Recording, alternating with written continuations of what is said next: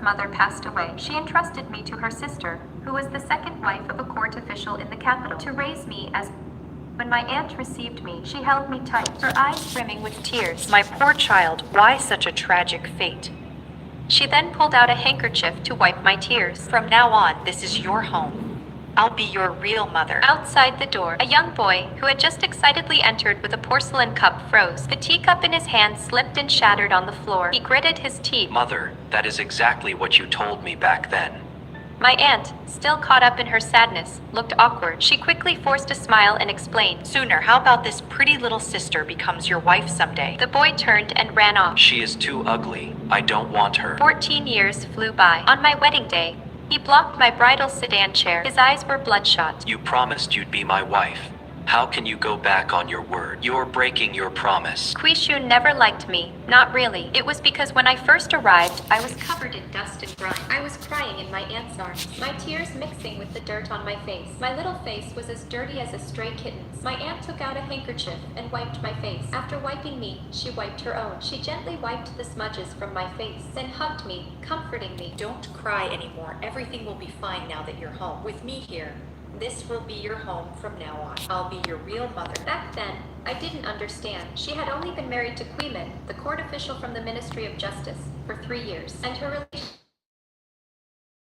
with Quimin's previous marriage had only just started to improve. Quishun hadn't accepted her at first. She had to rein in her own personality and coax him gently with soft words. She poured her heart into it, devoting herself completely. When he was sick and cried out for his mother in a nightmare, she held him, patting his back and promising, Sooner, get well soon. Even though you're not my own flesh and blood, I swear to the Bodhisattva, I will never treat you poorly. Just think of me as your real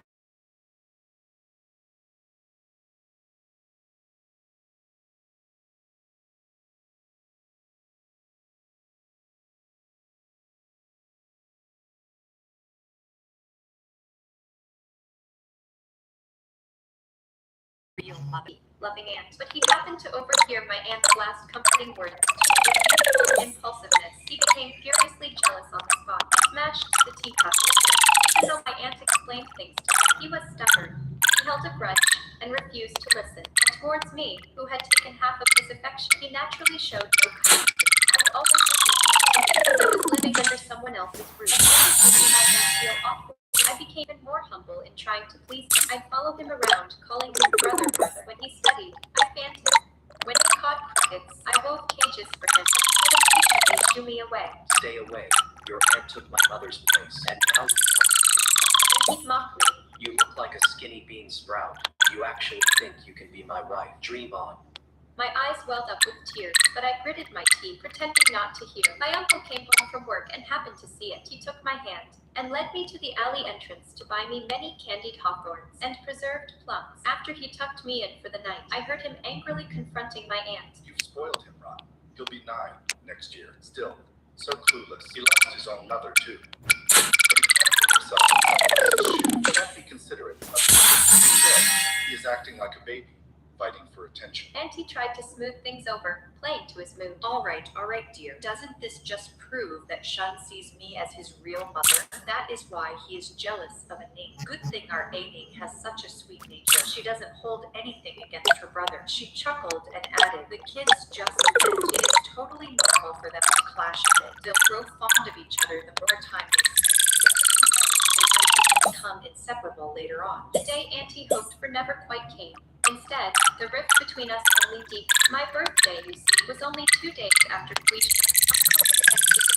Aning just joined our family, and she is turning 6. That is a milestone birthday. Let's host a banquet, Uncle suggested, and invite the prominent families from the capital. It'll be like officially adopting her. If the 2 kids end up together later on, that would be wonderful. But if not, we still need to let everyone know that the Kui family has an adopted daughter, and that she is from a respectable family. That way, no one will dare look down on her. Auntie was deeply touched. Her eyes welled up. She wrapped her arms around his waist and softly replied my tears. Uncle, he said. There. So she is my child, too. It is the least I can do. Since you joined our family, you've always put so much effort into Shun's birthday. This year, let's just celebrate them together. That was the plan, but on the day of the banquet, Quishun was nowhere to be found. The banquet ended ended abruptly. The whole estate was in a frantic search for him. It wasn't until late that night that the servants found Quishu at his tombstone, fast asleep, drooling all over the ground. Uncle was both frantic and furious. For the first time ever, no one could talk him down. Auntie stepped forward to intervene, but he pushed her aside. It's all your fault, Miss Gordon. It is just a birthday. He has one. With his sister. He is a boy, but his heart is smaller than an emperor. How can I ever expect you to achieve anything great in life? How will you ever uphold our family? It is all to cry at your mother's grave. But where have your stepmother and I ever mistreated you? You miss your mother. Doesn't your sister miss hers too? She is 3 years younger than you, mind you. Late that night, Quishun lay on his bed, quietly sobbing. His wet nurse stood by him, gently trying to comfort him. Young master, you were never this petty before. How is it that now that you're older, your temper has gotten so stubborn? The master didn't really mean to hit you. He was just terribly worried when you ran off like that. The master was so fire. Quishun, his voice muffled by tears, interrupted. Why would he be worried? He wasn't. He has a new wife and a sister who loves to play innocent. He probably wishes he could just beat me to death. The nurse patted his back, gently trying to soothe him. The master just feels. Her father died in battle before she was even born. Her own mother also passed away from illness. None of her relatives could be counted on. Otherwise, she wouldn't have traveled all this way to our family. I pushed the door open and stepped inside. Calling out the nursemaid too. Look, young master, Miss Ming is here to see you. Come on now, no more tears. Quishun saw me and he immediately stopped. He quickly turned his face away. I crouched by the head of him. He was tucked under the covers. I couldn't see his face. I left the blanket to check, afraid of making him angrier. So I just asked softly, "Brother, are you still hurting?" He just let out a heavy snort, still not looking back at me. I pulled a small bottle of wound medicine from my sleeve and tucked it into the nursemaid's medicine was from my father's time in the army. My mother kept it safe all these years. It is excellent for external wounds. The nursemaid thanked me profusely and patted my cheek. Miss Ning, you're so thoughtful. So considerate at such a young age. You should head back to your room and rest. Don't worry too much. Uncle did love his son. The household staff knew their place, so they hadn't been too harsh. Quishun's injuries healed within half a month, but our relationship remained as cold as ever. Aunt asked me to attend school with him. As she packed my school bag, Ning, your uncle can certainly afford to hire the best tutors to teach you your language here at home. You've just arrived back in the capital. You don't have any friends yet. Spending all your days with just maids and servants. That is not good for broadening your Your mother entrusted you to me. I must act as a mother and plan for your future. Friendships made in youth are the most precious. At the academy, you'll have many classes. That will be good for your future prospects, even marriage. And thirdly, she stroked my head and said with a smile, your brother Shun has quite a stubborn streak. Auntie worries he'll get into trouble out there. With you, Ning, looking out for him, I'll feel much better. I readily agreed. Puffing out my chest, I promised to watch over my brother well. At the time, I didn't quite grasp it. Aunt, having me go to school with Quishun was likely more about fostering a bond between us, so I'd have someone to lean on later in life. My family connections in this life yet every elder I'd met treated me as their own aunt and uncle. Even the nannies and maids in the manor, it was the same. Only Quishun was different. On our first day of school, his classmates gathered around, curious about me. He frowned. Just a country cousin from out of town. Nothing special to talk about. A dark, thin young master with a cheeky grin, he smirked. Your cousin is now concerned about you. Was she even carrying your school bag? Quishun, I heard. This is your future little wife. The whole class roared with laughter. Quishun's face instantly flushed crimson. He lunged forward and shoved the boy to the ground. What the hell are you babbling about? If you want a wife so badly, you can have her. Take her. I don't want her. Wang Yun picked himself up off the ground, nesting off his clothes. He didn't seem mad at all. He just glanced at my face. I'll take her. Just don't try to take her back later. He pulled a packet of snacks from his robe and offered them to me. Cousin, what is your name?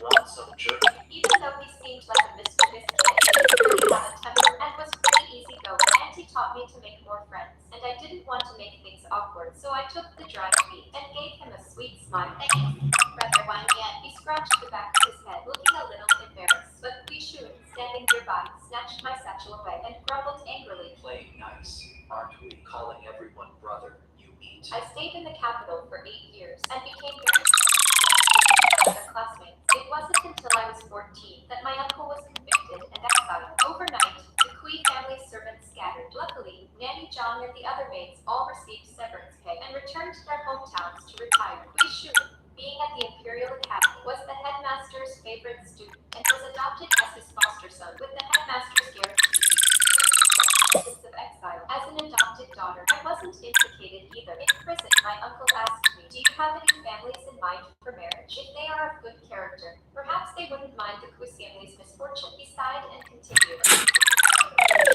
But your aunt couldn't bear to let you go. To keep you around for a few more years. Now, it seems I've held you back. I was a grown woman by then. How could I not see Auntie's intentions for keeping me? It was just that Kui Shu never gave his approval. He had grown into a remarkably dashing young man with an extraordinary presence. His face especially took after his birth mother and was exceptionally handsome. When dealing with others, he was cool and distant, yet always impeccably polite. There were countless young ladies from prominent families in the capital secretly inquiring about him. Auntie would try to sound him out, but he never gave an inch. She'd simply say he hadn't achieved his academic goals yet, and it wasn't the right time for marriage. Auntie, always thinking ahead, would deliberately mention that Zhou was getting older, and a girl couldn't afford to wait. He still wouldn't respond, but whenever someone came to the Kuye family to propose marriage, she'd find fault with everything, even resorting to sarcasm. The Kui family has raised her for a few more. She is not just anyone for someone to take away. Auntie looked much gaunter in prison, but her spirits were still good. She took my hand in disgust.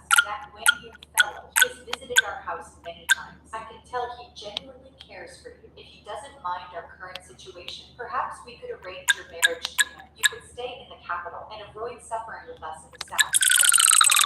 Mother, I want to go with you. Over the years, I had started calling them that, and without even realizing it, my address for them had changed. It felt so natural, as if that is what I was always meant to call them. No. My uncle, rarely so stern.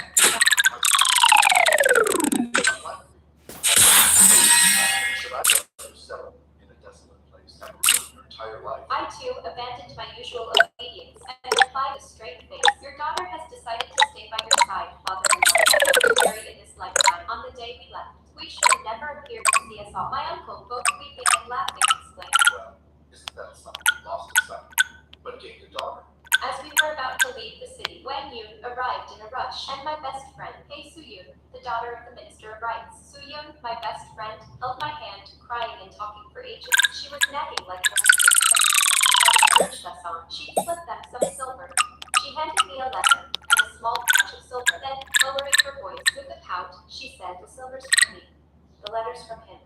I didn't even want to pass it on for him. Didn't want to hold you back." She then sighed and added, "But now that you're heading south, it is pretty much like becoming a nun anyway. So I guess it doesn't matter if you're held up." Wang Yu didn't say much. She just handed me a heavy bundle. It is all your favorite snacks. You probably won't find these down south. Once you're settled, send word through someone, and I'll send you more. He then added, It is not just for you. I remember your aunt enjoys these dried meats and pastries too. finally, he stammered for a moment. My father said he is fine whatever I decide. I quickly cut him off. "I'm leaving now." Take care. He shouted after me. There are some silver notes in the bundle. Let me know when you run out. The guards had all been taken care of. After all, their families still lived in the capital. We traveled for over 3 months, wearing out several pairs of shoe soles. Finally, we arrived in Lincoln. After completing the transfer procedures, the environment was actually better than we expected. Aside from the stifling heat, everything else was manageable. A rare smile appeared on my uncle's gaunt, tanned face. He said to my aunt, This is best. I'll plan something. We quickly got settled. We rented a quiet house with 3 rooms. My parents took the south-facing one, and I stayed in the north room. That evening, as I lit the oil lamp, I suddenly remembered the letter. I tore it open and read it. Sure enough, the letter contained only 2 short lines. You should have married sooner. Why come suffering late now? I would never marry you. He really doesn't know what to do for him. At this point, who cares about something as trivial as marriage? My uncle was getting old and had developed asthma on the road. My aunt was already frail, and the journey had taken as paper, looking like she could be blown over by a gust of wind. Plus, we'd surely get sick from not being used to the local climate. We were in a strange new place, and didn't even know where to find a reliable doctor. If anyone got sick, it would probably be a huge problem. It wasn't like being in the capital anymore, where servants took care of everything. Familiar with the surroundings beforehand, so we wouldn't be running around like headless chickens when an emergency hit. Also, the grain store, the factory, the market, and docks. I needed to know where everything was. Our new rented house was quiet, but I wasn't sure about the about that too. Besides, all of these family's assets had been confiscated. Now I only had the 2 silver notes Wayne had given me. After renting the house, there wasn't much left. The livelihood of our family and group required careful management. I left early and returned late, spending a full 2 weeks exploring the city, looking for ways to earn money, washing clothes for others, doing odd jobs. The pay was so little, and even if I was willing to do it, people would look at my hiring. I couldn't cook, and my needlework was always just so. Then one day, I wandered into a bookstore called Wenham Hall in the south of the city, and something clicked. I had an idea. From then on, I started by copying books from the store. Then, after stories, I started forming my own ideas. I started writing my own stories. To my surprise, they became quite popular with readers. They said my stories were gentle and heartwarming, full of life. Some people even came all the way from the provincial capital. Here in Lincoln, I was already beginning to support my family with my writing. I'd even saved a little money. Just as our lives were starting to look up, my uncle suddenly developed rheumatic pain. It wasn't really sudden though. Years before, and lately, the flare-ups were getting more frequent. Lincoln is a humid region with continuous rain and clouds year-round. My uncle had suffered in prison and developed this lasting ailment not long after we arrived back to the capital, asking Suyu to help me find a good doctor and get some special medicinal plasters. When the plasters arrived, an unexpected person showed up too. That day, a typhoon was raging. The gale forced the tree at the alley entrance. The courtyard was flooded, with water up to our calves. That afternoon, Uncle's asthma suddenly flared up. His face was turning a purplish red, and his lips were turning blue. In this kind of weather, I doubted any doctor would dare step outside. Even Aunt, who was usually so calm, was at a loss. I threw on an oilcloth, borrowed a bamboo hat, and rushed out into the torrential rain, stumbling and splashing through the water. What usually took just a short walk felt impossibly far that day. It felt as long as the road I took. My heart was filled with when I knocked on Dr. King's door. He looked at me and knew the situation was critical. Without a word, he put on his raincoat, grabbed his medicine box, and stopped.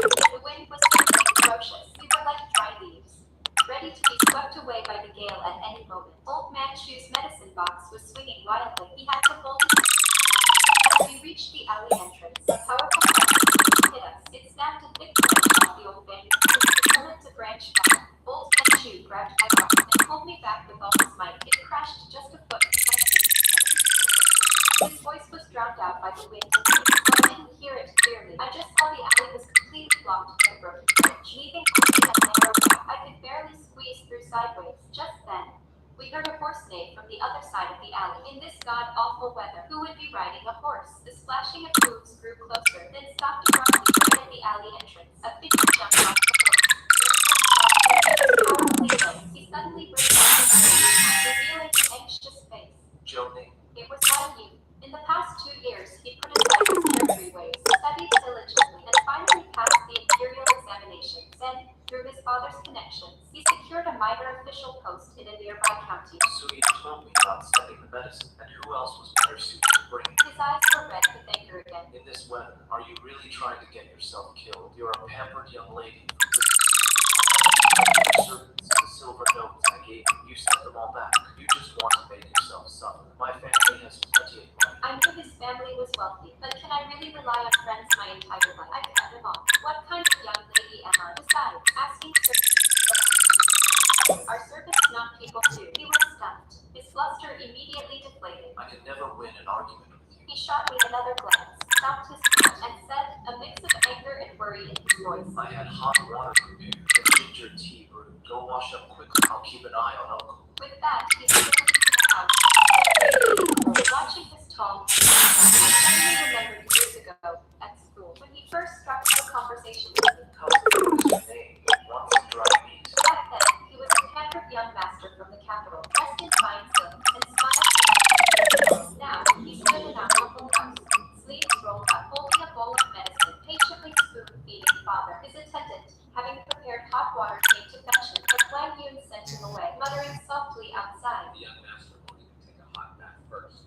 he learned about this big typhoon. He took too. Get sick. Yeah. Washington stayed in Lignan.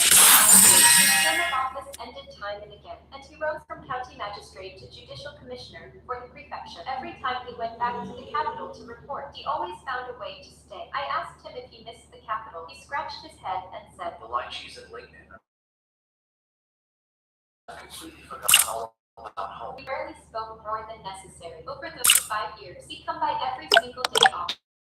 Auntie and me had interesting little trinkets for me. He'd chat with Uncle about old times in the capital, playing chess and sipping tea. Sometimes, he'd even roll out his pant legs to help us fix the fence. On good weather days, he'd help Uncle and me air out our boats. Every time Auntie kept him for dinner, he'd polish off 3 big bowls and clear every dish on the table. Oh, you. Contentment and sorrow on her face. Are you not eating enough when you're away? He wiped his mouth and chuckled. The Cantonese food outside is just too sweet. Nothing beats Auntie's cooking. Auntie smiled, putting more food on his plate. That is a good boy. Eat a little more. Late that night, as I helped her get ready for bed, she suddenly took my hand. She stroked the calloused fingers, roared from years of writing, and sighed in pity. If only I hadn't insisted on keeping you here back then and betrothed you to when you would cook all the time. I leaned into her embrace. I have a father who dotes on me, and a mother who loves me. Lincoln is for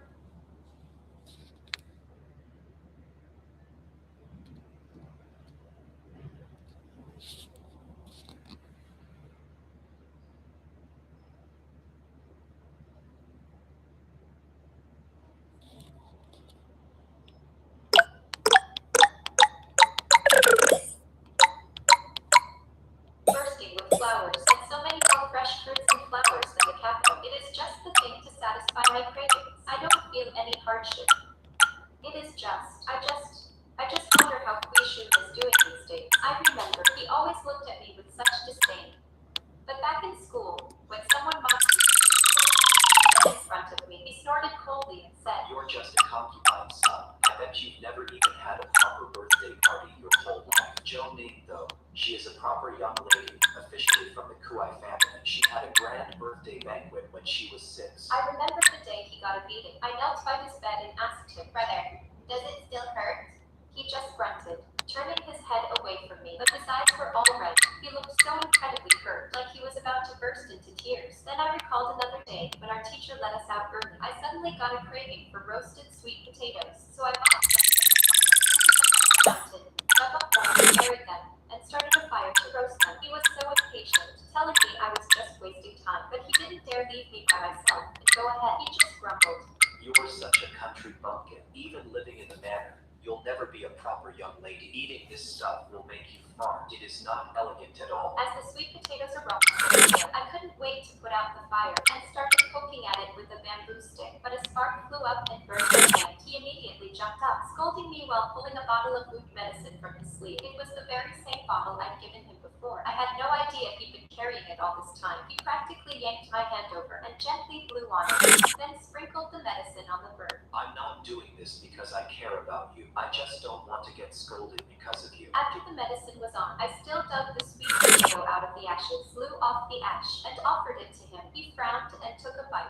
It was so hot he made a face, but he still ate the whole thing, every last bite. The sweet smell of the roasted potato seemed to still linger in the air. That young man, with a smooth face but stubborn eyes, where was he now?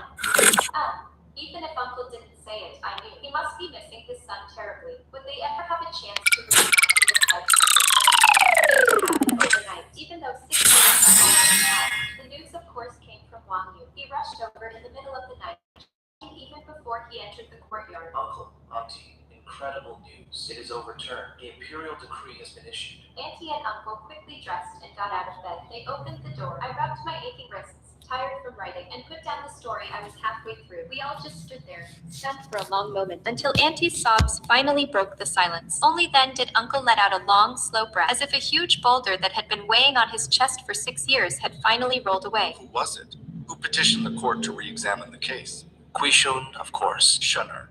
Uncle's voice became surprisingly calm. He murmured to himself. I knew it. Wang Yun, still buzzing with excitement, eagerly shared the inside scoop he'd gathered. He'd taken the libationer of the Imperial Academy as his adoptive father. Then he joined the Hanlin Academy. 2 years later, he transferred to the Ministry of Personnel. He handled a few delicate matters with remarkable skill. The Emperor praised him highly and asked what he wished for. He immediately knelt down and kowtowed, begging His Majesty to revisit the old case. Apparently, he'd been digging through the case files for 3 whole years. The original letter that framed Uncle. He'd even found the original copy. It wasn't surprising. Our return to the capital was scheduled very quickly. Before we left, I went to Wenhan Hall to say goodbye to the owner. He sat behind the counter, and from deep within, pulled out a renowned inkstick. It was a truly exquisite piece. Intricate, lifelike plum blossoms were carved into it. This is an antique inkstick from Huizhou. I've treasured it for 20 years. He pushed the inkstick towards me. Take it. It is yours to use. My throat felt tight. Years ago,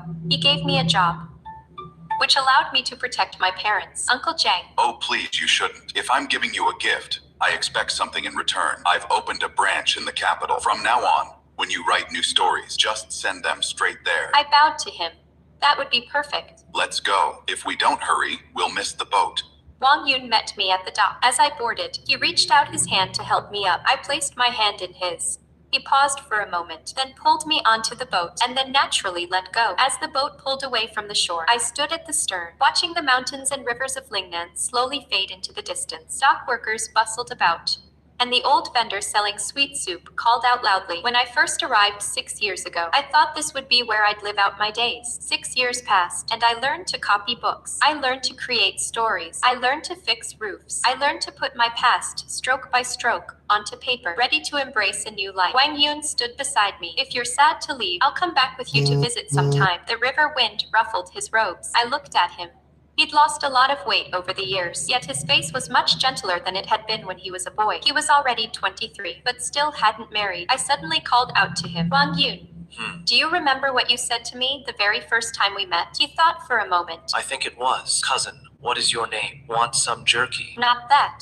Then what was it? You said, if you don't want it, you can give it to me. Just don't try to take it from me later. His face immediately flushed red. He scratched his head. I was just a kid back then. Didn't know what I was saying. That was just silly talk. But I wasn't about to let him off the hook. I pressed, and now, he turned his head and looked at me, as if summoning all the courage he had. The river's surface shimmered. This moment would be nothing but a beautiful memory later on. Now I still stand by those words. Only I'm not saying them to Quishun. Who are you saying them to? To you. The boat drifted downstream, heading north. The warmth of his palm seemed to linger in my hand. That feeling stayed with me for 5 years and changed me. Back in the capital, it was April. The pomegranate flowers were in bloom. A good omen. The servant who met our boat said, We don't know when the master will arrive. The young master is busy with an urgent matter. He only told us to wait at the dock every day. The old Kuya family estate had been returned. After renovations, it looked even newer than before, but the layout was the same. In the small courtyard where I used to live, that pomegranate tree was still blossoms of fiery red. Uncle stood at the doorway, gazing at the Kui residence plaque. He stood there for a long time. Let's go in. Aunt gently took his arm. He simply nodded and stepped over the high threshold. Wang Yun walked us to the door. He didn't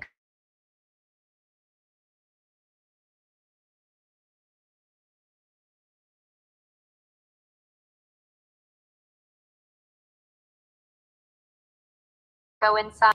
Hey, Suyun was already married.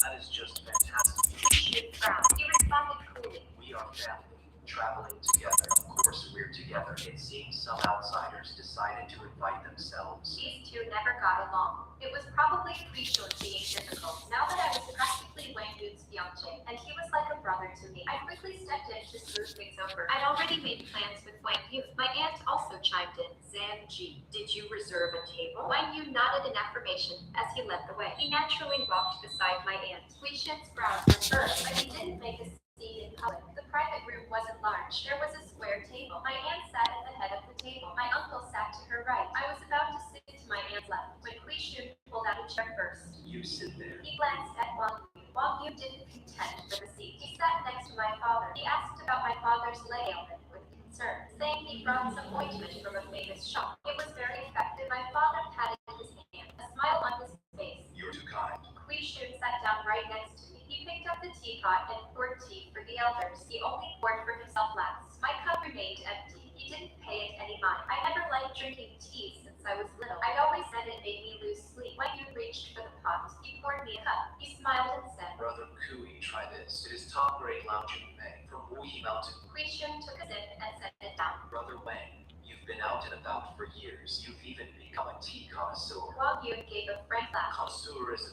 bit much. I Ning likes it. I just helped her taste a few varieties. His words hung in the air. The atmosphere stiffened for a moment. Just then, a server came in with the dishes. Wang Yun smiled at me and said, I ordered hot pot. You used to love spicy food. Eating such bland food in the South. I bet you've been craving it. Quishun set down his teacup. His gaze was unreadable. Brother Wang and Ning, you two certainly seem close. Wang Yun glanced at him. He smiled. We grew up together. Of course we're close. Naturally, we're close. Well, aren't you too? Quiet. The hot pot was brought to the table. The spicy broth was bubbling, and the clear broth froze. Wang Yun first served the elders. Then he cooked a slice of beef with his chopsticks and placed it in my bowl. You love spicy food. Have some more. I hadn't even touched it yet. Quishun, sitting across from me, suddenly spoke up. She can't handle spicy food. It always makes her feel unwell. She gets blisters on her lips. Wang Yun smiled. After 6 years down south, she can handle a little spice now. It is quite humid there. Eating spicy food actually feels better. Quishun's eyes were fixed on me, as if trying to confirm if it was true. I could only nod. Yes. I slowly got used to it over time. He didn't say anything more, just quietly drank his tea and sighed. So many years have flown by. Amy is already 20. If only that incident hadn't happened, she'd probably be a mother by now. Then she asked, Wang Yun, you're 24 this year, aren't you? Wang Yun looked at me. Yes, 4 years older than Amy. We've known each other for 14 years. He smiled again and said, Back in school, everyone used to call me little cousin. Quishun snorted. What has that got to do with you? She is not even from your cousin. The atmosphere grew tense again, and seeing this, smiled and tried to smooth things over. Come on, everyone eat up. Cool. You too, start eating. This place has pretty good food. Quishun mumbled in response, but he still didn't eat much. Like Yoon, however, drank with tact and told funny stories from Lincoln. He talked about a year a typhoon ripped off a roof and he climbed up to fix it, but ended up falling into a mud pit. Dad burst out laughing and chuckled too. I couldn't help but crack a smile. Quishun sat silently opposite me, twirling the teacup in his hand. When I looked at him, he was staring at Wang Yu. His expression was unreadable without a hint of emotion. Noticing my gaze, he turned his head and met my eyes. For a moment, he looked away. The sun was setting. Wang Yu walked us to the door to say goodbye. Then he pulled out a paper bag and handed it to me. Your favorite roasted chestnuts. I picked them up on my way. I took them. Our fingers brushed. It felt warm. He smiled and rode off on his horse, just as he had appeared before me out of nowhere all those years ago. I turned and went inside. Quishun was standing behind the spirit screen, leaning against the wall, arms crossed. He suddenly let out a small laugh. Roasted chestnuts. You used to love roasted sweet potatoes. Is it that you prefer chestnuts now that you're older? A little milder, I guess. Quishun looked at me, his lips parting as if he wanted to say something, but in the end, he just nodded. Go on in. You must be exhausted. Just getting back to the capital. I have to leave on a long assignment for the Emperor. I'll have something to tell you when I get back. He paused, then added earnestly. Wait for me. He finished speaking, then turned and walked away. I let out a wide chuckle. What could he possibly have to say? That he has to wait until he gets back. I mulled it over for a while, but couldn't make sense of it. So I just decided to. I still had old man Jung's manuscript to write, and in my spare time, I still needed to embroider my bridal gown. Like Yoon and I were getting any younger. Our parents had arranged, and we skipped all the usual fuss and formalities. We were getting married soon. Quishun, however, hadn't gone back to his room. He walked around the Kui estate, passing the corner where Joe Ning used to buy candy when she was little. He had no idea where he was going. He didn't really need to go on that assignment for the Ministry of Personnel. He just couldn't bear to stay at home. For the past 6 years, he'd been longing for this moment. Now his wish had finally come true, but it felt nothing like he'd imagined. What was different? He couldn't quite put his finger on it. He was afraid that in front of his family, he'd say something he couldn't take back. Just like that bowl of tea he shattered 14 years ago. That day, he burst through the door full of excitement, only to hear his stepmother tell that grubby little girl, from now on, I'm your real mother. When the teacup shattered, it wasn't just the cup that broke. His heart's door shattered right along with it. He knew his parents' marriage had been rocky. 6 months after his birth mother passed, his father remarried. When he'd been sick, his stepmother had taken good care of him. Think of me as your real mother. He believed her, but it turned out that phrase wasn't just for him. Anyone could be her child, it seemed. From that day on, he learned better to walk away first than be left behind, to show he didn't need anyone. Like Joe Ning, he'd been turning away for 14 years. That day, when Joe Ning asked him at his bedside if it hurt, he wanted to say yes, it did, but he just turned his face away, afraid she'd see how vulnerable he was, afraid she'd look down on him. Later, when his stepmother tried to gauge his feelings, he suddenly felt a surge of defiance. He didn't want to play by her rules and marry the woman she wanted him to. Later, when they were exiled to the south, she followed them. Hope flickered in his heart, yet he cruelly tried to snuff it out. She shouldn't gamble her whole life on an unknown future. He hardened his heart and wrote, telling her to marry another. Just marry early. Why put herself through all that hardship? I'm never going to marry you. In truth, those words cut him deeper than anyone. He worked himself to the bone. Only then could he numb the pain. Only then could the Kui family ever hope to rise again. He finally saw his efforts pay off. The emperor showered him with praise. When his majesty asked what he desired, he kowtowed deeply in the golden hall. All those years of hardship, just for this day. He rushed home, filled with excitement, to see the one he thought of day and night. But something felt off. Something had changed. Then, a thought struck him. He grasped the idea. He'd learned over the years to fight for what he wanted. All his family's wrongs had been righted. What else couldn't he achieve? Just earn a few more merits, then ask his majesty to grant a marriage, and everything would be back in his hands. His steps grew lighter. Conveniently, the emperor had a thorny task that needed handling. He hadn't wanted to take it on before, but now it was the perfect opportunity. He had to go and return quickly. Once he returned, I'll tell her everything. On my wedding day, before dawn, the maids had already pulled me up to get ready. The reflection in the mirror was blurry. My eyes curved into a smile. It was me, but not really.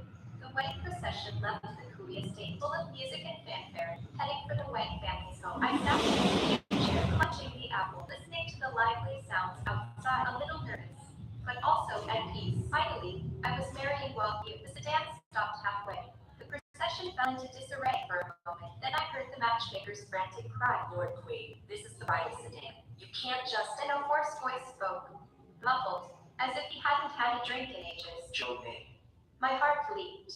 The sedan curtain was torn open. A cold gust of wind rushed in, ripping off my bridal veil. Not far away, Quishan stood there in his official robes, his face streaked with dust, as if he'd been traveling for ages. Exhaustion etched into every line. Dark circles sagged under his eyes, and there was more gray at his temples. His eyes were bloodshot, his fists clenched tight. You promised to be my wife. How can you go back on your word now? Break your promise like this. The matchmaker stamped her foot in a panic. Lord Queen, this is completely out of line.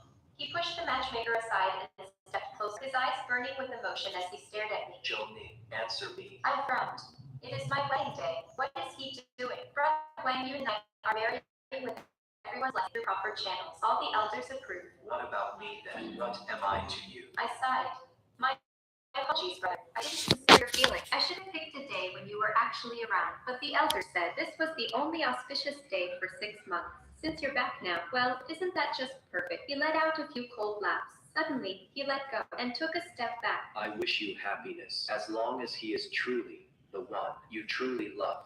Wang Yun had also turned back from the front, but he hadn't interrupted. But his words were too much. I couldn't stand it anymore. My face went cold, and I blurted out, I don't like him.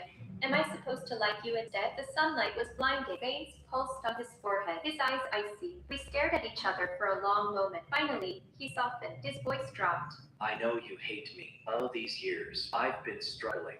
Half a year after my mother died, father married your mother.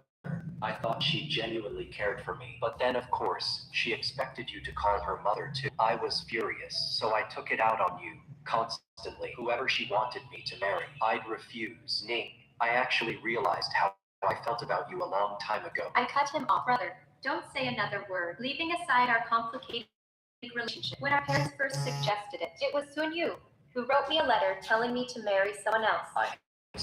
His voice was frantic.